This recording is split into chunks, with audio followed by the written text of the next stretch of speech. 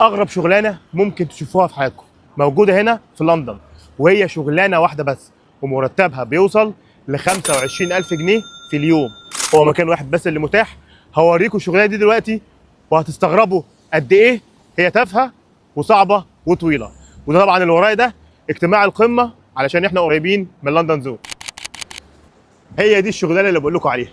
الشخص اللي فوق ده كل وظيفته ان كل ما الساعه تعدي دقيقه يمسح عقرب الدقائق، وليكن دلوقتي اهو الساعه 56 دقيقه هيخليها 57 دقيقه، وهكذا كل دقيقه.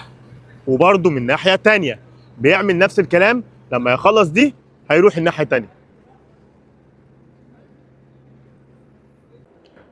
هو دلوقتي هو من الناحيه الثانيه، لا ولابس هات قوي ويعني اهو منه. شغلانه يعني مش عارف اقول ايه الصراحه. يعني تحبوا تشتغلوها ولا ايه؟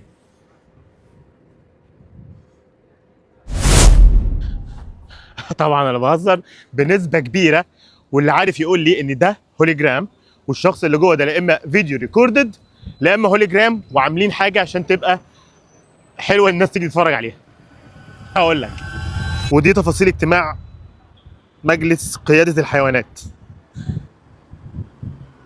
المكان ده موجود هنا في بادنتون ستيشن ان بابليك، في الشارع لاي حد يجي يقعد ويتصور